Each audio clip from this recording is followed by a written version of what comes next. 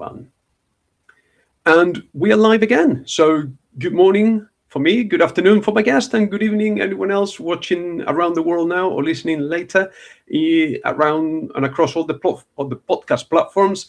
It is a pleasure to be joined today by my guest, Mr. David Dean Haskell. David, how are you? I'm really great, and thanks for being aware of the time zones. I'll tell you, it's afternoon here in Japan, and it's amazing to be able to do a talk with you in Spain. And it's funny because I was trying to figure out, some friends were asking me, well, when is it? I'm like, well, I think it's like 3 a.m. if you're in New York, but if it's great if you're in Asia, and that's just amazing the way that goes, you know. Yeah, no, I've tried in the past. We've done a couple of trans world episodes. So we've had Australia, Europe, and the US. And Okay. someone always ends up drawing the short stick. You know, either someone has to get up silly early in the morning or very, very late in the evening. 3 continents doesn't work. 2, it's manageable. But anyway, Pretty much, yeah. You come from the future, so Yes. what are you reading? It's not much different. No. What are you reading at the moment? What am I reading at the moment? Yeah.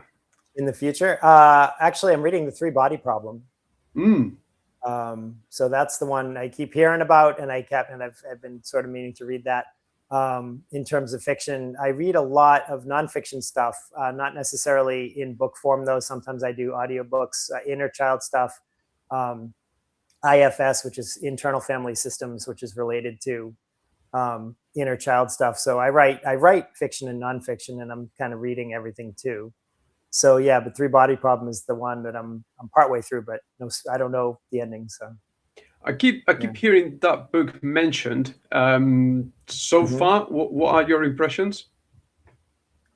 I like the fact that it's culturally different, because there's so much of the stuff that I've read is like mainstream, the West, like America, Europe centric.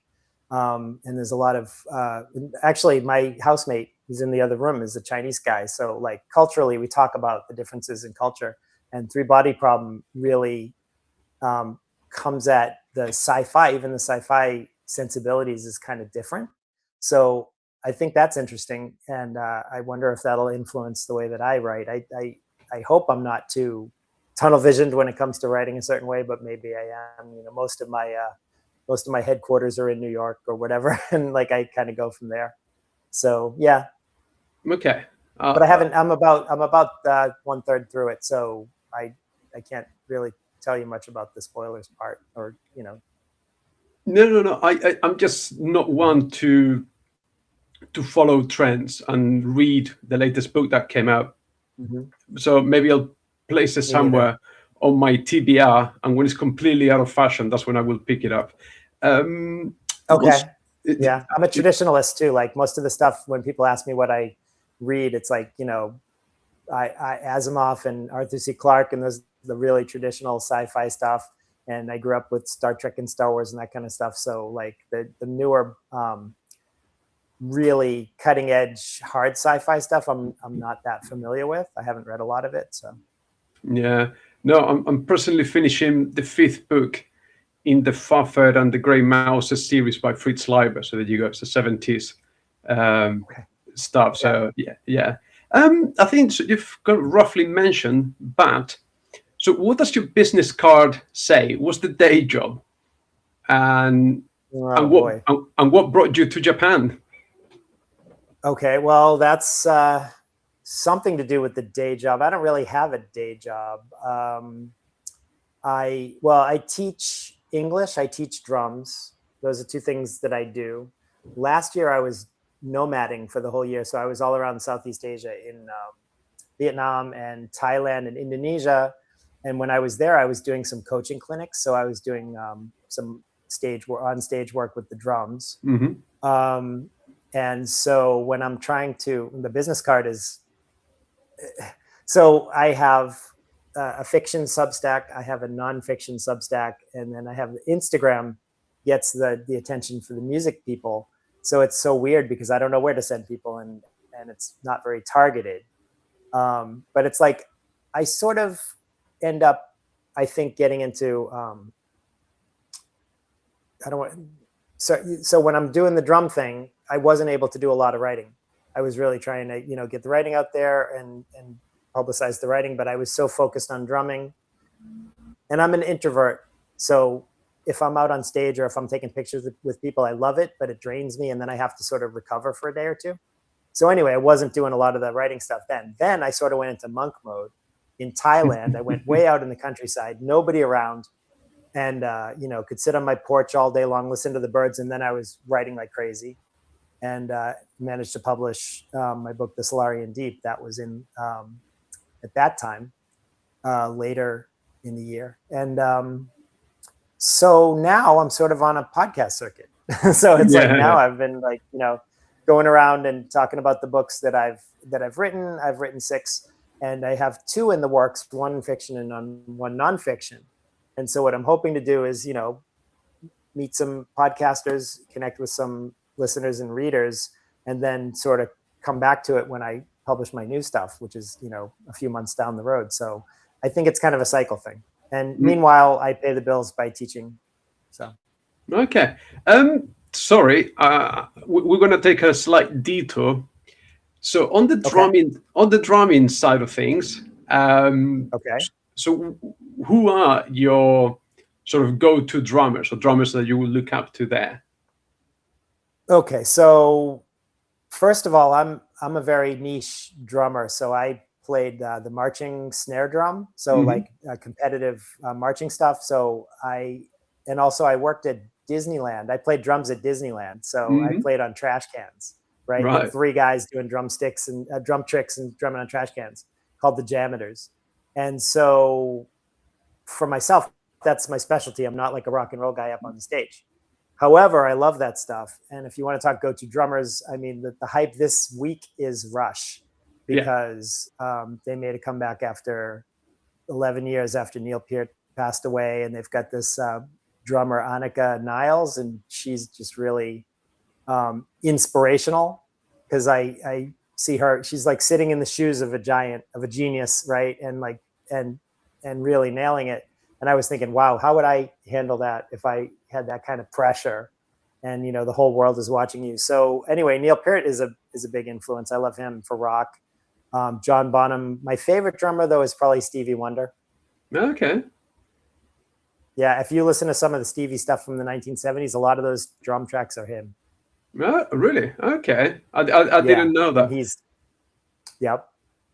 But I think what you mentioned about Rush and Annika is just that I think people are just so grateful to see Rush again, that there's going to be no real pressure there.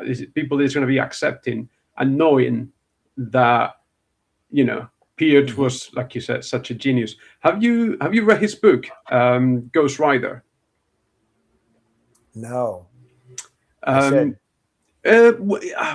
found it dragged on for a little bit, but it's really maybe it's right up your street, because it was written after he lost his wife and his daughter in a short period of time.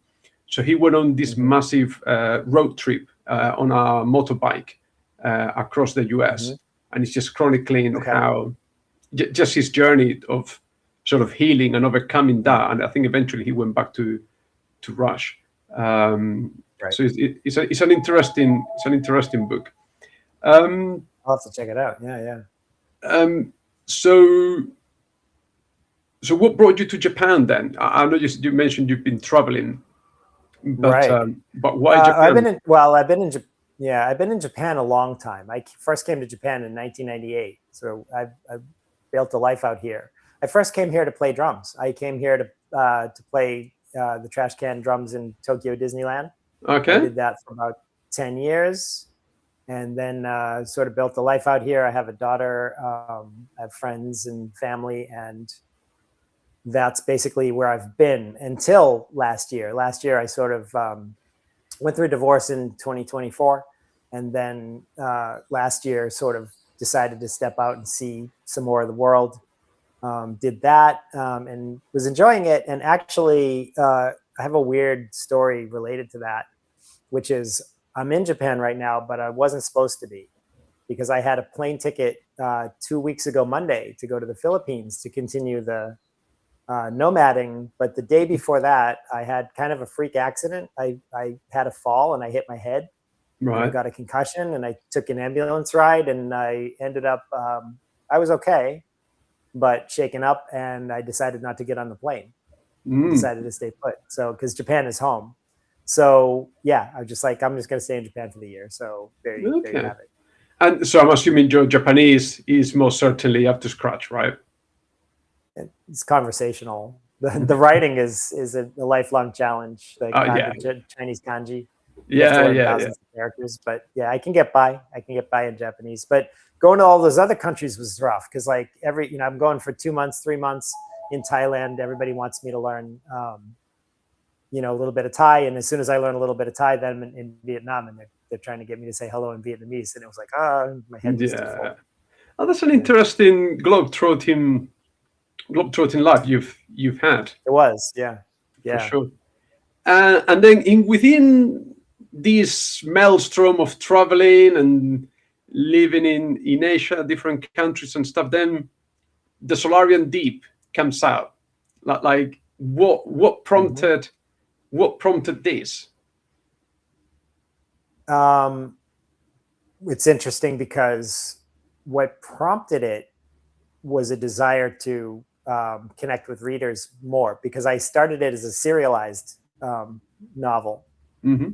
I started it on Royal Road and then moved it to Substack because I actually had some subscribers on Substack.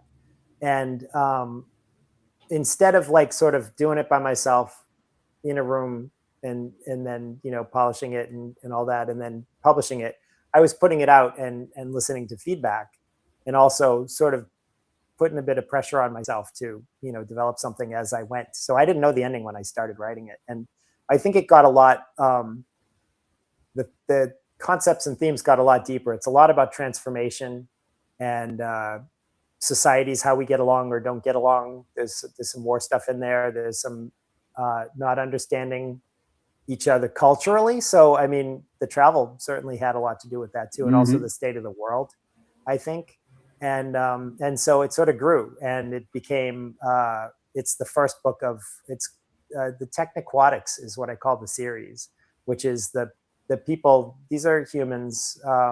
It's a far future dystopian. So the land is unlivable, and people moved underwater, and they call themselves technoquatic because they're kind of basically technological mermaids of a sort. They like swimming and that sort of thing, and they like looking like they're evolved, but they're not. They're more like technologically evolved, and it starts there and goes from there. And that's how that came about. But also, my writing journey is really interesting in the sense that I wrote 4 books in the teens. That said, 2023 is the first book I published, and then 2029. 2013 was the first book. 2019 was the 4th. So I wrote 4 books back then, which I'm very proud of. But they're still, I write better now than I did 15 years ago. And I did go back this year, and I did second editions on 2 of them to polish them up and make them more up to scratch. And then I had a 5-year writer's block. So that was from 2019 to 2024. And in the meantime, I was dealing with healing from addiction, trauma healing, doing emotional and spiritual work. And I couldn't write. I wanted to write, but I couldn't. I tried, couldn't. It was all garbage. I could do journaling, but that was about it. And then it just sort of lifted in around New Year's 2024. Boom, I was writing again. And one of the first things that started up was the Solarian Deep. And I was aiming to write more fiction, sci-fi. But then in the middle of that, the inner child stuff that I'd been doing as a therapy started to sort of write itself. And I wrote the book Wounded Angels, which is a nonfiction inner child healing book. That sort of wrote itself over the course of the summer, like 6 weeks or so. And that's one of the first things I wrote as well. So, I'm sort of doing a balancing act now, and I'm going back and forth between fiction and nonfiction. Right. And sorry, before we move on back, so all these books are available where for people? if they're interested? Yeah, Amazon. You can just go to my website, daviddeanhaskell.com. Mm-hmm. It's easy enough. And it's funny about the name too. There's a reason why I go with my full name, because there's another David Haskell out there who's a writer, and he's a Pulitzer Prize winning biologist. He writes about forests and trees and stuff, right? So I can't compete with this guy. If you Google David Haskell, you're gonna find him. And so I was trying to, figure out how to differentiate. And so I go by my full name, David Dean Haskell, and that's the website, daviddeanhaskell.com. And you can get all my books there. They're all available on Amazon. They're all available in print. I did it all myself. The technology is amazing. We can self-publish in ways that were just really unimaginable. I love the fact that somebody can buy a physical copy of my book, and especially the nonfiction. People really want the paperback. They don't seem to want the ebook. I sell a lot more paperbacks of the nonfiction. All right. And so when did you realize that there was this Pulitzer Prize winning author with the same name, before or after you set up? I don't know who came. I don't remember seeing him around when I was first publishing. Right. And it just sort of, I was like checking my own links or whatever and Google searching, and it's like, biologist so-and-so. I'm like, I'm not a biologist. Wait, who's this guy? And then at a certain point, I actually, and I don't know, it's funny because I saw a musical on Broadway, and the producer was, the creator was Michael Jackson. And I thought, wow, that poor guy, he went by Michael R. Jackson. He went by Michael R. Jackson, right?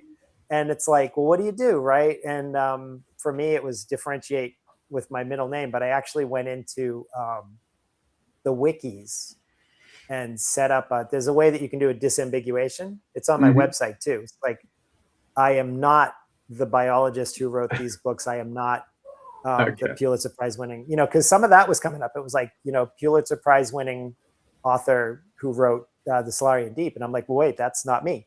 And then it sounds like I'm telling lies or something, right? I wish I had a Pulitzer Prize.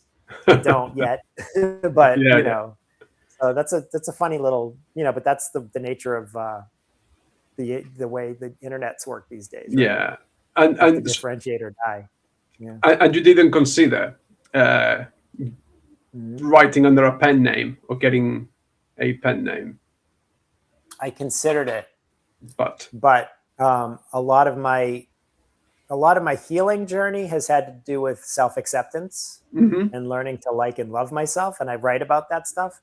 So it's kind of like every writer puts themselves out in a vulnerable way, right, out into the world. And I just decided I want the world to know me. And also my website is, and I tried to design it. I designed it myself with AI.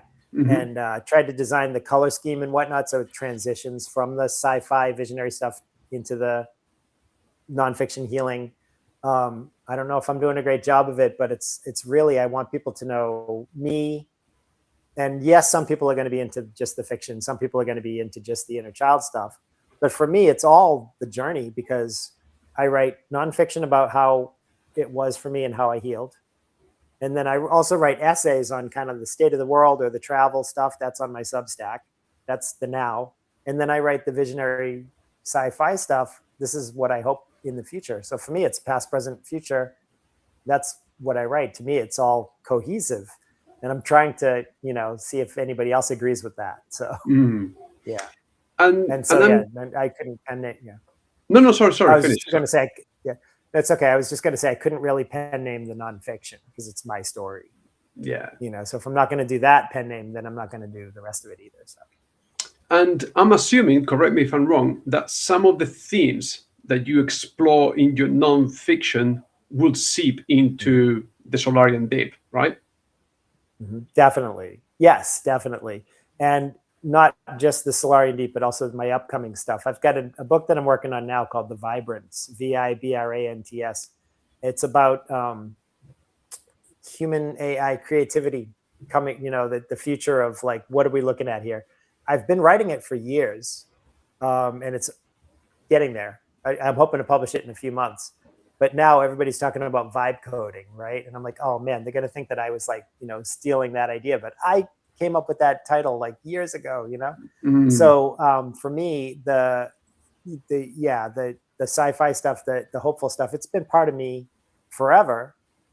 But when I started doing healing and nonfiction and doing it and writing about it, my characters started to get deeper. Solarian Deep, the characters have a lot of dimensions that are sort of a part of me. And I realized too that this upcoming book, The Vibrance, I don't want to spoil it too much, but there's three main characters. And I realized somewhere along the line that all of them are me. Like one of them is, kind of, came from an easy background. So like I think about being, I was born middle class, born in America, got a good education. I feel very lucky and grateful and for the things that I've, had easy in life. Traveling around like really tough parts of Indonesia and Vietnam and Thailand, I could really see like, the luck of the draw has a lot to do with that, and so that's one of my characters in The Vibrance. Another one's kind of a cocky guy who, thinks that he's got it figured out, but he's not very good socially. It's like me. And then another one is like really rejected unfairly. And I've felt like that in my life from time to time. And I've done the healing work on that from when I was a kid. So anyway, those three characters is like, oh, this is all like aspects of me. And so, yeah, totally. It definitely bleeds in. Probably not so much my older stuff. That's, Yeah, I've got a couple of questions from what you just said there. I think you said altogether human AI creativity, which sounds like a contradiction of terms. Sure. Okay, how do you mean? Would you like to elaborate on that? Why do you think it sounds like a contradiction of terms? Because, good question. Because creativity comes from humans, right? Okay. We are the only species that engages in the creation of art, whatever is literature, painting, Sure. also, these alternative ways of storytelling, whether it's pictorial or the written word or the spoken word. AI is not creative by itself. It's just a repetitive tool. So human AI and creativity together sounds like a contradiction of terms. Sure. I have to remind you that I write science fiction. Right. So my AI are sentient. Okay. So that's part of it. I wrote, so actually the last book on robotics and AI that I wrote, Emergence, that was my last book before the writer's block. That one you can get for free on my website on daviddeanhaskell.com. That sign up for my newsletter and you can get Emergence for free. I wrote that in 2019.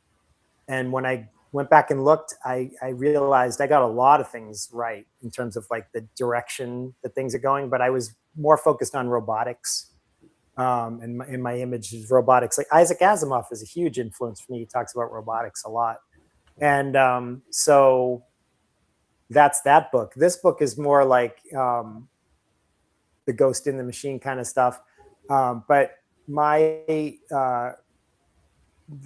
machines are called resonators. They resonate what a human is doing creatively.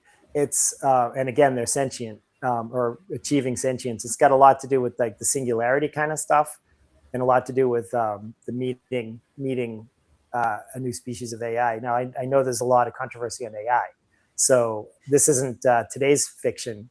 Or hey, is ChatGPT creative? No, I see it as a tool. I think like when you talk about like, am I using technology to be creative because I use a thesaurus when I'm looking for different words for big, large, tall, that kind of thing. That's just pick up a dictionary, right? And then we have like an online dictionary, and then you go from there. And I think there's a big danger zone there because I don't let the AI write for me. I think that the AI slop is garbage, but I also think the people that are so afraid of it are sort of afraid of their own creativity. I'm not afraid of AI writing a better book than me. I'm really not. it never will. But my future fiction, if it becomes sentient and smarter than humans and gets a soul and a heart and all that stuff, that's the stuff I write about. Yeah. And that's maybe sci-fi, but maybe it's fantasy. Who knows? But I explore a lot the idea of machine sentience and that sort of thing. And so in that context, human AI creativity is very much at the forefront of what I write. But also the technology in my book is more like these days, if I want to take a video, I pull out my phone. But in the future, it's like little the resonators are sort of drones that are sort of flitting around. They're kind of connected to you in terms of like knowing, like, if I look in that direction, it means I want to take a video of the sunset, you know. And if I'm sort of making this motion for them to go away, that means I want privacy. It's just more of an extrapolation of what we're already doing. Yeah, no, and I agree with you that for now, AI is a tool, but we'll see what happens, because I think if it keeps evolving, you know, it enables people like me who cannot draw a circle with a compass, with a few prompts and a few ideas, to come up with something. And like you said, for a writer, maybe it's just a thesaurus on performance enhancing drugs, right? It's the next level of having, you know, a much better car than we did 60 years ago, 80 years ago. Right. So for now, remains a tool that keeps getting better. My theory is that one day we will be able to go home and say to Netflix that I want an Indiana Jones movie featuring, I don't know, this, that, the other, and taking place in this, that, and this other country. And within 5 minutes, we will have a new Indiana Jones movie tailor-made to your taste. That's my theory. And some people will want that. But I think at the same time, we like to be surprised too. Like I didn't watch the original Indiana Jones knowing what I was going to see, you know, and Spielberg presented his vision, that kind of thing. So, but I mean, you get the fan fiction stuff, and like people like those universes and that kind of thing. So I used to enjoy reading Star Wars books. But at a certain point, I started to realize, like, a lot of these writers don't really give a shit about Star Wars as much as I do. And it's kind of clear that they're just like, you know, and I realized these are writers getting paid for a gig, and other ones really, really loved Star Wars, but there would be like little mistakes in there, you know? And, but in the end, Star Wars came out of George Lucas's, or maybe Kirshner or whoever else, envisioned the best part of that. And, yes, we could, I don't want to start getting too negative, but like the new Star Wars, I saw that IMAX 3D the few weeks ago, and you know, it didn't live up to The Empire Strikes Back, and it was, you know, and it was that's the kind of thing I would imagine that the AI might pump out. Yeah. And you know, if I feel like seeing a new Star Wars story, sure. And I can't really say one way or the other whether Disney used AI to pump that out, actually, anyway. You're right, because I think they might have. And no, but I could wasn't that great. I don't think the AI could ever make a Return of Empire Strikes Back, is what I'm saying. Yeah, but maybe I could make a movie for you, and you could make a movie for me, and we would be, you know, that would be that element of surprise, maybe. But you're right. You mean tailor-made to our likes and dislikes, like that's that? Right. Yeah, sure. And maybe, because you're right, the stuff, like all the latest Star Wars movies have been so bad that maybe an AI would be just as bad or just as good. Depends on your point of view. I think I really was wondering whether that was an AI. Very much, it kind of felt like a video game in a way. It was like, now we're going to fight a bigger monster and a bigger one and a bigger one. But I don't want to, you know, I enjoyed it kind of, but yeah, I don't know, but it'll be interesting to see, because there's a lot of scared creatives out there.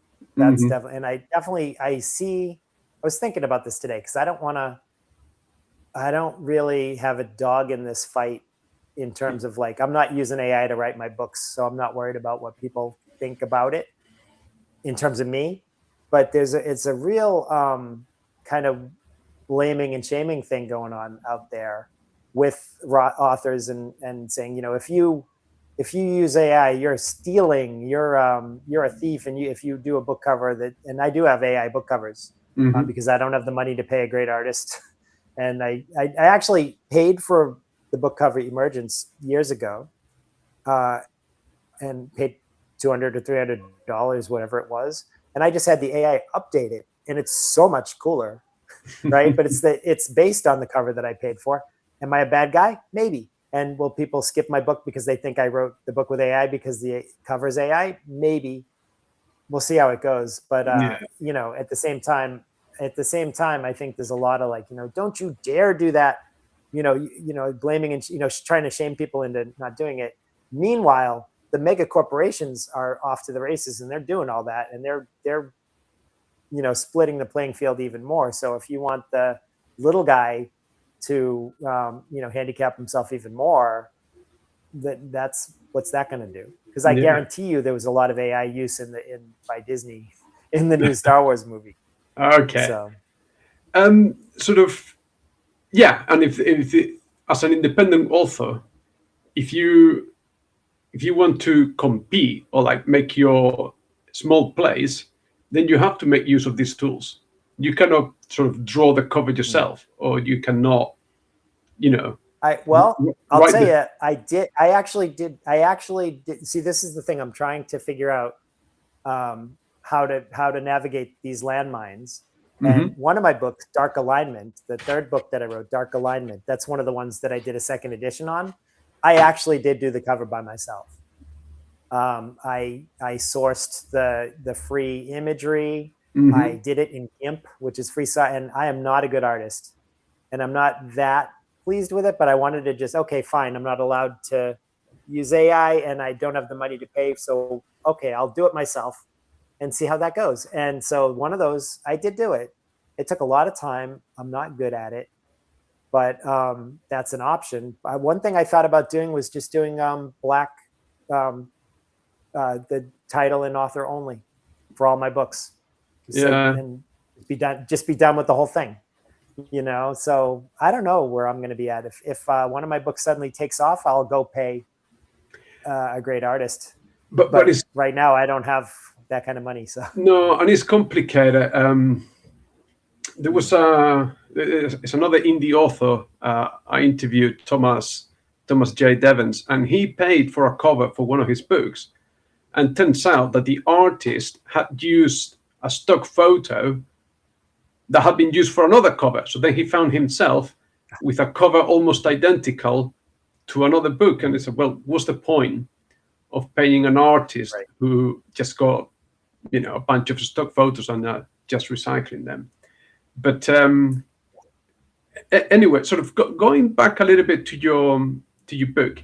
So what prompted you to set your story in a sci-fi universe as opposed to any other setting that you could have chosen? All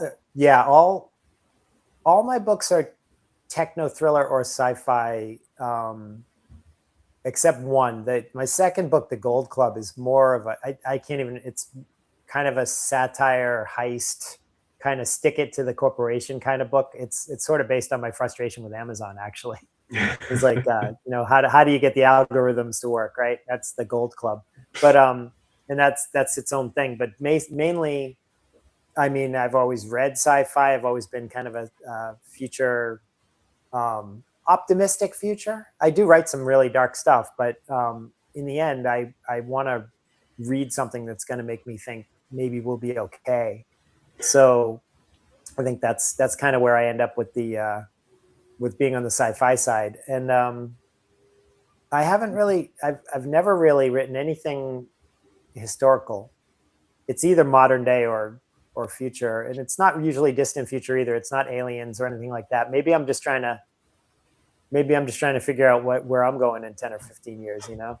I think that's kind of, as I say, because when I write nonfiction, I'm writing about the past, and I'm writing about, I'll tell you a story about 1970 or whatever.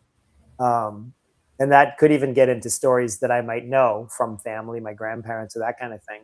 So for me, writing about the past is usually, for me, it's nonfiction. And then I kind of go from there. That seems logical. But I never really thought much about what to write. I just have an idea and I go. So Yeah.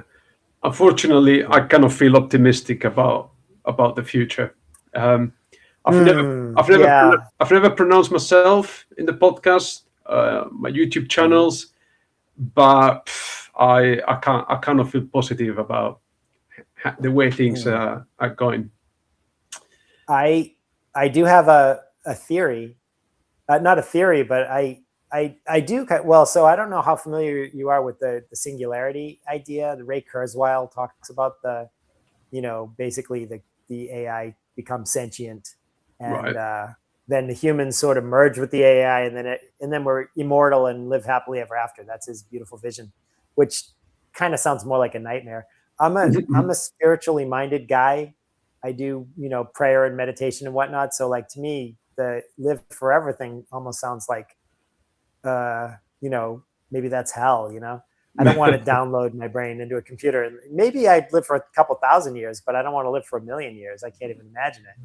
But anyway, this singularity idea has been around for a while, where the AI will become smarter than humans, and then it'll start solving all our problems. So I figure if that happens, one of three things will result. Either the AI will kill us all, and then kind of problem solved in a way. It's like, all right, well, then, we don't have any other problems. Or the AI will sort of treat us like pets or like valuable creatures, and like it'll solve war, it'll solve climate change, it'll solve everything, and we'll have utopia.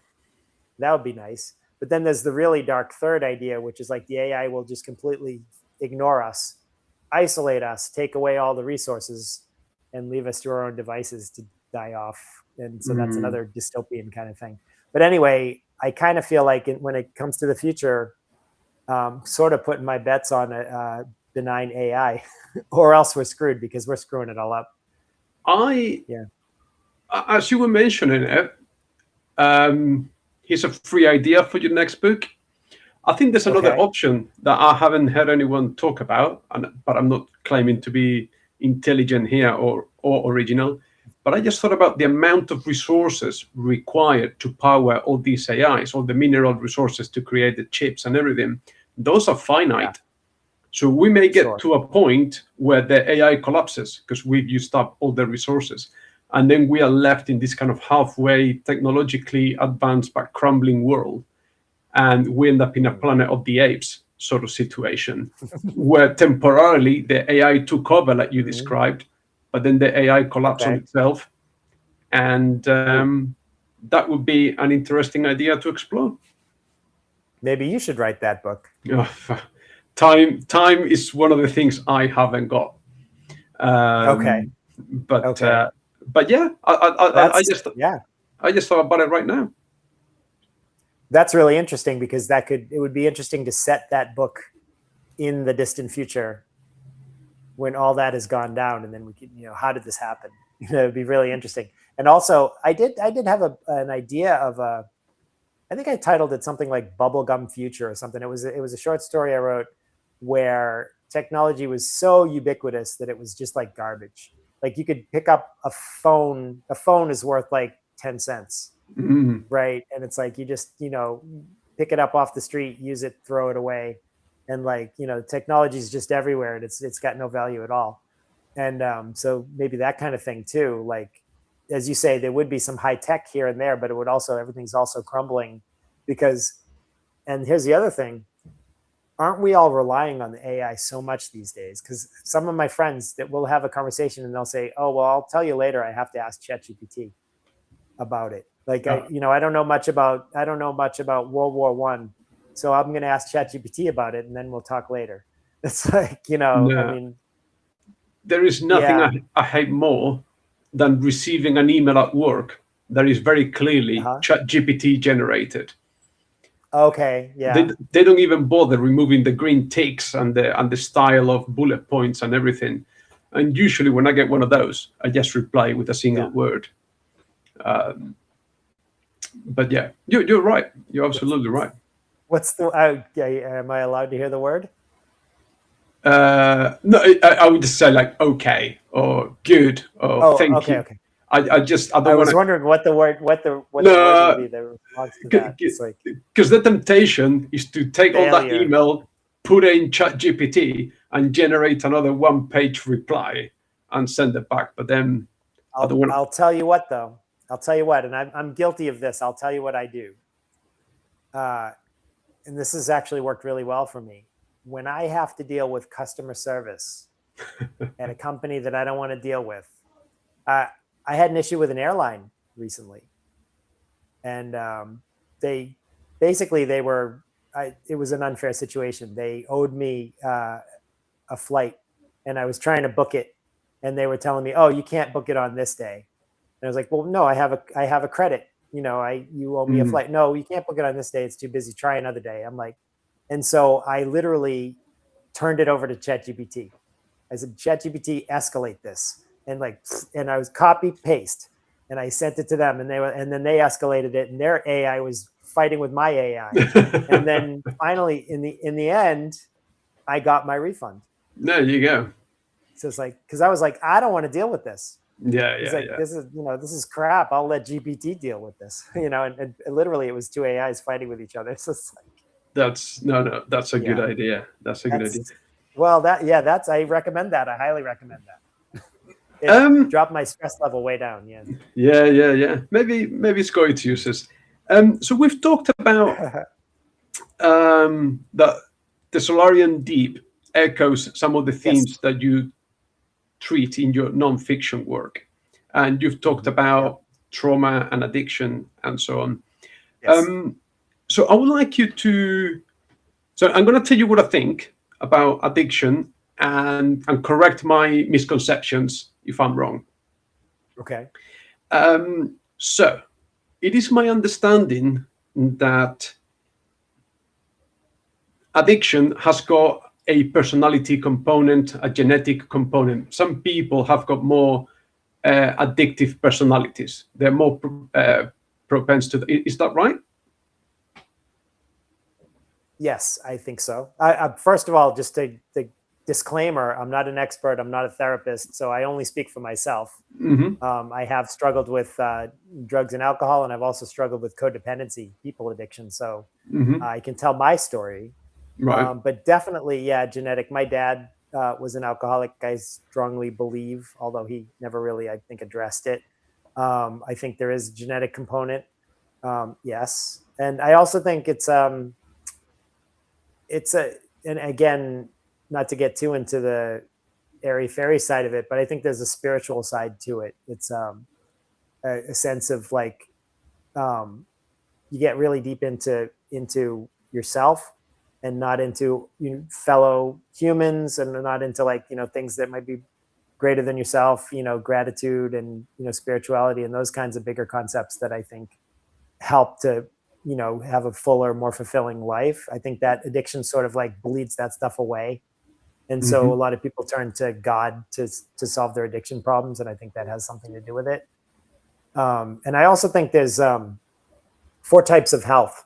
This is my sense is we have physical health, emotional health, mental health, and spiritual health. Right. And sometimes people think mental and emotional are different, but are the same, but I think they're very different. So and I'll tell you what too, as I go along with the fiction, this stuff is working its way into my fiction more and more, because I've been addressing my own stuff more and more. I've got a book in the fairly distant future. I won't even name it yet, but my main character is dealing with some PTSD stuff and some real real trauma stuff that you don't really see it until partway through the book. But this is it's not only nonfiction. I think that's becoming more and more part of who I am as a writer all the time. Yeah. So sorry, what was I sort of cut you off on there, but no. Well, I just got a couple of points on the topic, but no, you've addressed the first one. my other understanding is that you cannot help those that don't want to be helped. Totally true. If somebody's not ready, they're not ready. And some people die. That's true. Some people take addiction right into the grave. I lost a cousin. My cousin Danny passed away. He was 29 years old. I don't know if he was alcoholic, but the alcohol killed him. Right. I'm He sorry to died. hear. Yeah, and I sometimes think, I did worse than that, and I'm lucky to be alive. That was part of my sort of spiritual awakening, was the realization that I should have died. I was 100 pounds heavier, doing all kinds of reckless shit, and really just destroying my own life. Um, so yeah, nobody could help me at that time, and people tried.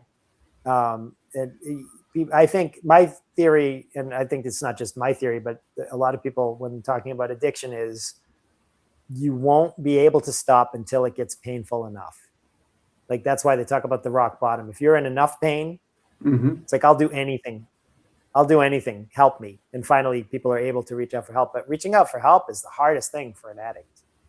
Right. It's really, I don't know why. I don't know Is there why, but it is. is there an element of Yeah. self-sabotage, or certainly denial, but self-sabotage? The, yeah. Well, it's the addiction trying to keep itself alive. It's almost like a parasite thing, right? It's like no, if I get help, maybe I'll have to quit, Mm, right? mm, mm, mm, Maybe mm. I'll lose this thing that I need. Right. Because when we're addicted to drugs or alcohol or food or gambling or people or you can be addicted to anything, Yeah. lots of things, sex. Um, you feel like you need it. This is the only thing that's keeping me okay. It's the only thing that's bringing me joy. It's the only thing that's always showing up for me. Except it really isn't. That's the thing. It's like maybe it used to, but it's not anymore. It's ruining everything.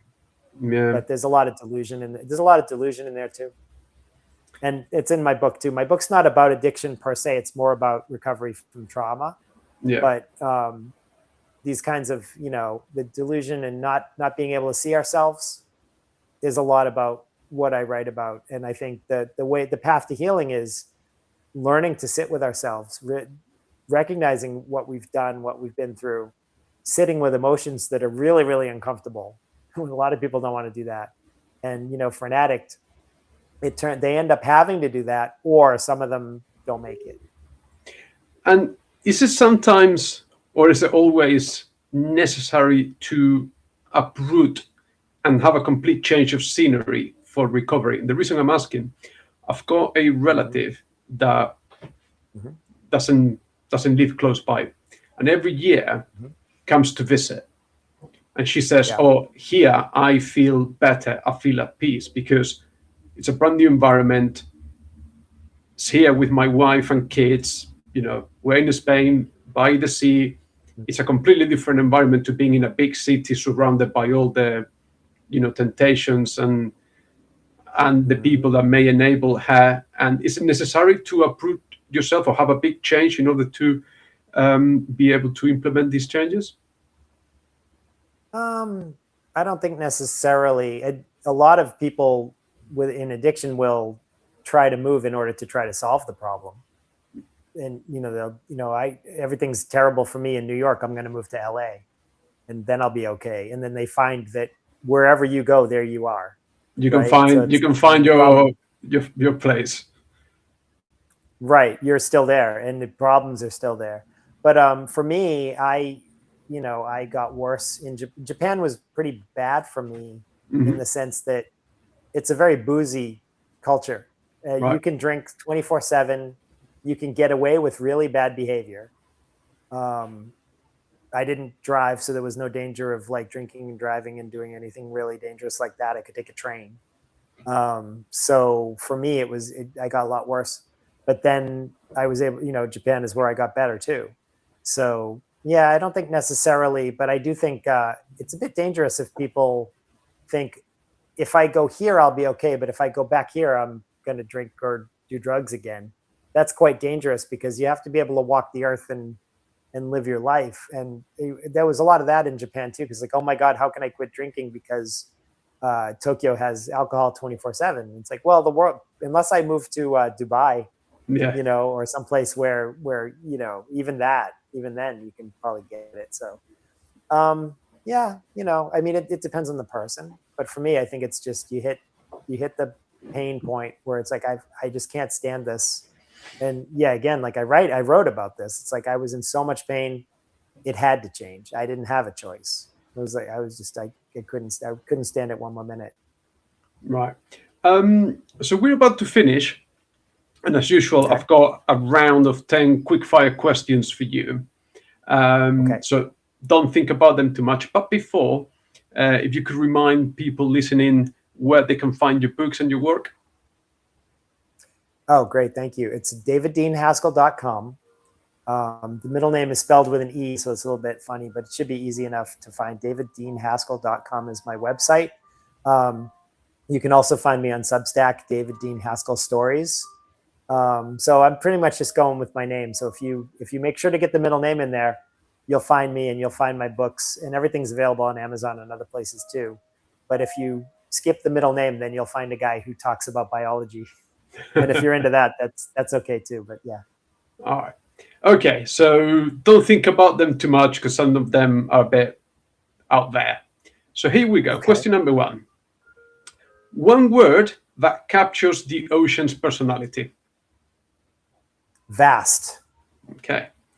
What's a sound from nature that most people overlook? Birds. Okay.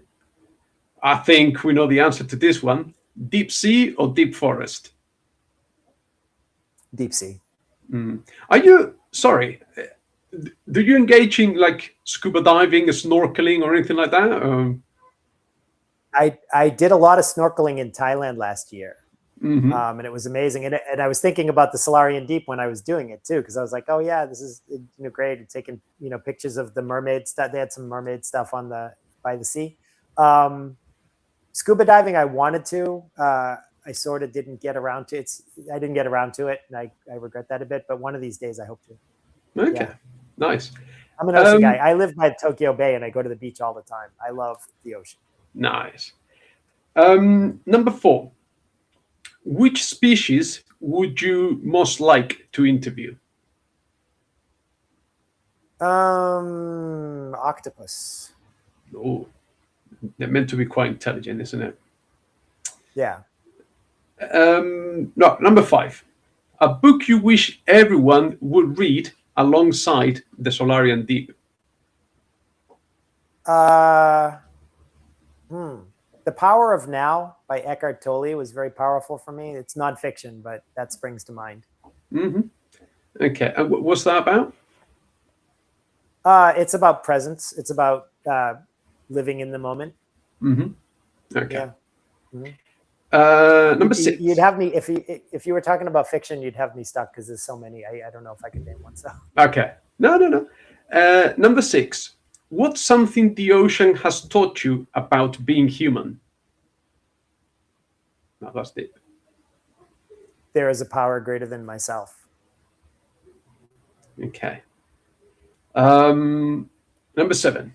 If the sun had a voice, what would it sound like? Like a father. Okay. Parental. Yeah, loving. I think. Number 8, almost there. What's a scientific fact that still fills you with wonder? The fact that when light travels, it takes no time. In other words, the photon that left a star from 1 billion light years away, when that photon hits my arm on the beach, it literally took no time to get there. Blows my mind. Yeah, and the fact that it's constant, no matter the reference of the observer, isn't it? That's a weird, relativity. Yeah. Okay. Number 9. Coffee, tea, or a walk in the woods? Coffee. A quick question, because Eastern cultures are not that big on coffee. When I went to Hong Kong, I struggled. I need my morning cup of coffee. It was difficult. How do you manage in Japan? It was a lot worse when I first got here because I came first in 1998. and there was no Starbucks. It was tough. I used to buy, they had these canned coffees from the vending machines. They were horrible. Yeah. But these days, man, I mean, I saw Starbucks everywhere, and Vietnam has coffee all day long. And yeah, so I get by these days. Everybody will be okay. Okay. Right. And then number 10, 20 years from now, what do you hope readers remember most from the Solarian Deep? That we can all embrace transformation and get along. Fantastic. Well, David, the thing is, I lied to you because I said 10 questions, but because you got 2 aspects to your writing, I've got an extra. True. I got an extra one for you. So, what's one thing you would like listeners to notice tomorrow that they probably won't notice today? Themselves. And by that, I mean, like, if you have a chance, if you have time, take a 5-minute walk, take out the earphones, turn off the phone, and just sort of like be with yourself for a little while and see what comes up. Getting to know yourself is the biggest thing that I've done over the last 8 years that's changed my life. Fantastic. And I think we couldn't finish this on a much better and positive note. So, David, thank you very much for your time and for reaching out, being here today. Jose, it's been awesome. Thank you so much for having me. I'm so appreciative. Now, always a pleasure. And to everyone that was watching quietly in the background, or everyone listening, please leave us a like and review on your favorite podcast platform. And we'll see you again soon. Bye.